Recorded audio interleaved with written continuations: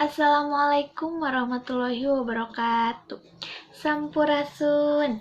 Tepang deui sareng simkuring pun Anisya Putih Rahmayanti ti kelas 12 IPA hiji dina program Warta Sunda. Wilujeng enjing kanggo pamirsa sadayana, simkuring dina waktos ieu bade ngadugikeun sawatara warta anu kantos kajantenan dina saminggon kapengker ieu. Aya naon bae warta dinten ayeuna teh, mangga urang sakseni warta salengkepna.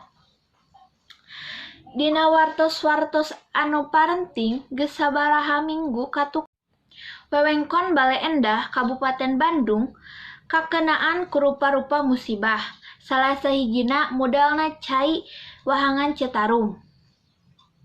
Dumasar kana data nu katalungtik kurang leuwih 1.530 genep imah. Katut wangunan sakola jeung pamarentahan kakeueum ku cai wahangan Citarum tea. Nu ngalantarankeun cai wahangan modal teh salian ti gedena cai hujan oge teu ayana seungseurepan. Anu ieu katampung jeung teu ngocor kana kamalir alabatan lobana runtah anu ngahalangan kokocoran nu ngabalungkarkeun. Cai jadi ngayembeng.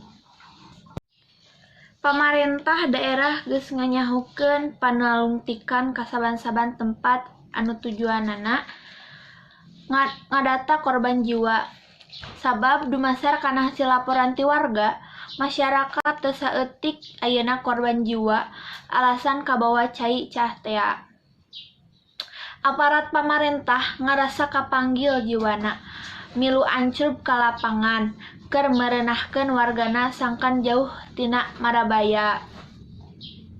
Ku cara ngungsikeun ka palaturan anu rada enggang ka wahangan Citarum tea, tapi teu saeutik warga masyarakat Sabudeureum Kota Bandung ngarasa prihatin ku ayana musibah kieu teh.